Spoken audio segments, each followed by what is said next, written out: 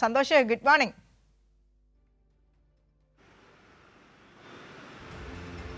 Vinisha, good morning. ചുവപ്പണിഞ്ഞ് നിൽക്കുകയാണ് വിശാഖപട്ടണം. നല്ല തണുപ്പുമുണ്ട്.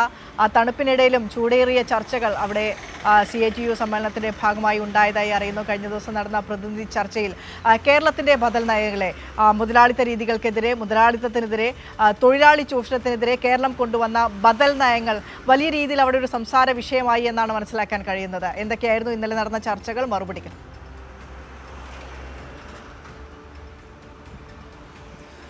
വിനിഷ, തീർച്ചയായും വിനിഷ സൂചിപ്പിച്ചതുപോലെ തന്നെ കേരളം മുന്നോട്ട് വെക്കുന്ന ബദൽ മാതൃകയെ വിശാഖപട്ടണത്ത് നടക്കുന്ന CITUവിൻ്റെ അഖിലേന്ത്യാ സമ്മേളനം അതിന് അഭിവാദ്യം അർപ്പിക്കുകയും സ്വാഗതം ചെയ്യുകയും ചെയ്തു. വിവിധ സംസ്ഥാനങ്ങളിൽ നിന്ന് എത്തിയിട്ടുള്ള ഈ ട്രേഡ് യൂണിയൻ പ്രതിനിധികൾ അവരുടെ സംസ്ഥാനങ്ങളിലുള്ള സാഹചര്യവും കേരളവുമായി താരതമ്യം ചെയ്യുമ്പോൾ കേരളം തൊഴിലാളി പക്ഷത്ത് നിലയുറപ്പിക്കുന്ന സംസ്ഥാനമാണ് എന്ന് അടിവരയിടുന്ന കാര്യങ്ങളാണ് ഈ ചർച്ചയിൽ ഉൾപ്പെടെ ഉണ്ടായത്. കാരണം കേന്ദ്ര സർക്കാർ ഈ ലേബർ കോഡുകൾ നടപ്പിലാക്കി തൊഴിലാളികളെ ദ്രോഹിക്കുന്ന നിലപാട് സ്വീകരിക്കുമ്പോൾ അതിനൊപ്പം തന്നെ സമാനമായ നിലപാടുകളാണ് മറ്റ് സംസ്ഥാന സർക്കാരുകളും, BJP സർക്കാരുകൾ മാത്രമല്ല കോൺഗ്രസ് ഭരിക്കുന്ന സർക്കാരുകൾ പോലും ഈ രീതിയിലുള്ള തൊഴിലാളി വിരുദ്ധ നയങ്ങൾ തന്നെയാണ് തുടരുന്നത്.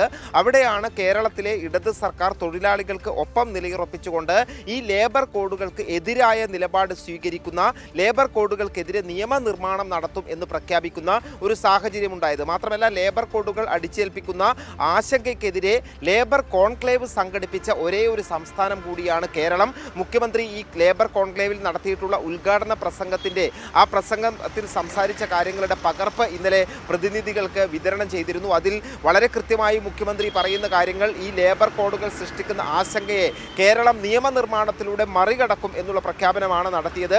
അതിന് വലിയ ആവേശത്തോടു കൂടി തന്നെയാണ് സമ്മേളനം സ്വീകരിച്ചത്. തൊഴിലാളി പക്ഷത്ത് നിലയുറപ്പിക്കുന്ന കേരളത്തിലെ സർക്കാരിന് പ്രതിനിധികൾ അഭിവാദ്യം അർപ്പിക്കുകയും ചെയ്തു. ഏതായാലും ഈ ജനറൽ സെക്രട്ടറി അവതരിപ്പിച്ച പ്രവർത്തന റിപ്പോർട്ടിന്മേലുള്ള രാഷ്ട്രീയ സാഹചര്യങ്ങൾ വിശദീകരിക്കുന്ന റിപ്പോർട്ടിന്മേലുള്ള ചർച്ചയിൽ രാജ്യത്തുടനീളം രൂപപ്പെട്ടിട്ടുള്ള ഈ തൊഴിലാളികൾ നേരിടുന്ന വലിയ പ്രതിസന്ധി, തൊഴിലാളി വിരുദ്ധ നയങ്ങളെ തന്നെയാണ് പ്രതിനിധികൾ ഈ ചൂണ്ടിക്കാട്ടിയിട്ടുള്ളത്. അതോടൊപ്പം തന്നെ വലിയ പ്രക്ഷോഭം, ഈ തുടർ പ്രക്ഷോഭങ്ങൾ ഉണ്ടാകേണ്ടതിൻ്റെ ആവശ്യകത സൂചിപ്പിക്കുകയുണ്ടായി. മാത്രമല്ല ഓരോ സംസ്ഥാനത്തെയും സാഹചര്യങ്ങൾ, അവിടെയുള്ള തൊഴിലിടങ്ങളിലെ പ്രശ്നങ്ങൾ പ്രതിനിധികൾ ഉയർത്തിക്കാട്ടി കർഷകരുടെയും തൊഴിലാളികളുടെയും ഒരു ഐക്യം രൂപപ്പെടേണ്ടതിൻ്റെ ആവശ്യകതയെക്കുറിച്ചുള്ള പൊതു അഭിപ്രായം എല്ലാ പ്രതിനിധികളും ചർച്ചയിൽ പങ്കെടുത്തവരും ഉയർത്തിക്കാട്ടിയിട്ടുണ്ട്. അത്തരത്തിൽ രാജ്യത്തെ തൊഴിലാളി മുന്നേറ്റത്തിന് കരുത്ത് പകരുന്ന വിധത്തിലുള്ള ചർച്ചകളാണ് ഇന്നലെ നടന്നത്. അതിനുശേഷം ഇന്നലെ രാത്രിയോടുകൂടിയാണ് ജനറൽ സെക്രട്ടറി സംഘടനാ റിപ്പോർട്ട് അവതരിപ്പിച്ചത്.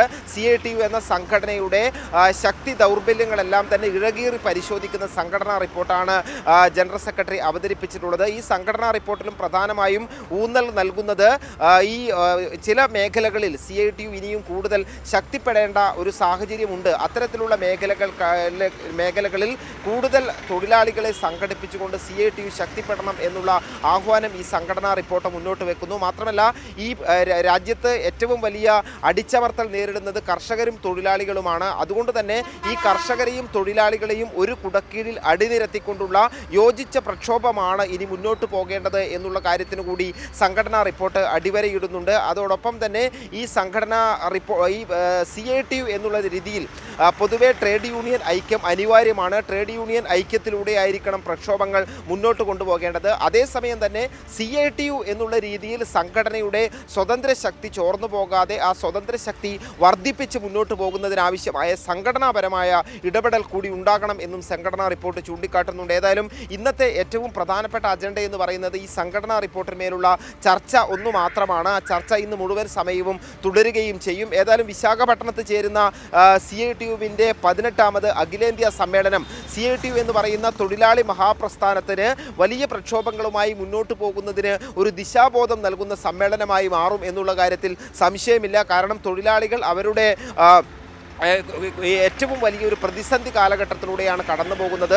തൊഴിൽ സുരക്ഷ ഇല്ലാതാകുന്നു, അവരുടെ ഇതുവരെ സമരം ചെയ്ത് നേടിയെടുത്ത തൊഴിൽ അവകാശങ്ങൾ ഇല്ലാതാകുന്നു, അവരുടെ മിനിമം കൂലി എന്ന് പറയുന്ന അവകാശം ഇല്ലാതാകുന്നു. അതോടൊപ്പം തന്നെ അവരുടെ ഈ തൊഴിൽ സമയം, അതായത് വലിയ സമരങ്ങളിലൂടെ പ്രക്ഷോഭങ്ങളിലൂടെ ലോകവ്യാപകമായ പ്രക്ഷോഭങ്ങളിലൂടെ നേടിയെടുത്ത 8 മണിക്കൂർ സമയം എന്നുള്ള ജോലി സമയം എന്നുള്ള ആ ഒരു കാര്യം ഇല്ലാതാകുന്നു. അവർക്ക് സംഘടിക്കാനും സമരം ചെയ്യാനും ചെയ്യാനുള്ള അവകാശം ഇല്ലാതാകുന്നു. അത്തരത്തിൽ തൊഴിലാളികൾക്കുള്ള സർവമാന അവകാശങ്ങളും ഇല്ലാതാകുന്ന ഒരു വലിയ പ്രതിസന്ധിയിലൂടെയാണ് തൊഴിലാളി സമൂഹം കടന്നു പോകുന്നത്. അതുകൊണ്ട് തന്നെ മുൻ സമ്മേളനങ്ങളെക്കാൾ ഈ 18ാം സമ്മേളനം എന്ന് പറയുന്നത് വലിയ പ്രാധാന്യമുള്ള സമ്മേളനമാണ്. അത് തൊഴിലാളി വർഗത്തിന്, രാജ്യത്തെ തൊഴിലാളികൾക്ക് വലിയ രീതിയിൽ ഈ സമ്മേളനത്തോട് അല്ലെങ്കിൽ സമ്മേളനത്തിൽ ഉയരുന്ന ചർച്ചകളെ ആ രീതിയിലുള്ള പ്രതീക്ഷയോട് കൂടി തന്നെയാണ് നോക്കിക്കാണുകയും ചെയ്യുന്നത്. മാത്രമല്ല ഇത്തവണ വിശാഖപട്ടണം സമ്മേളനം നമുക്ക് പുറമേ എല്ലാം നോക്കിയാൽ കാണാൻ കഴിയും. തൊഴിലാളികൾ വലിയ രീതിയിൽ ഏറ്റെടുത്ത ഒരു സമ്മേളനമാണ് വിശാഖപട്ടണത്ത് നടക്കുന്നത്.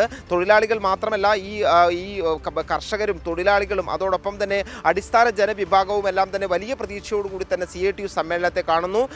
ഈ വിശാഖപട്ടണം എന്ന് പറയുന്ന തുറമുഖ നഗരത്തിൽ നിരവധി പൊതുമേഖലാ സ്ഥാപനങ്ങളുള്ള അല്ലെങ്കിൽ ഒരുപാട് കമ്പനികൾ ഉള്ള തുറമുഖ നഗരത്തിൽ വലിയ ആവേശത്തോടു കൂടിയാണ് ജനങ്ങൾ ഈ സമ്മേളനത്തെ സ്വീകരിച്ചിട്ടുള്ളത്. വിനിഷ.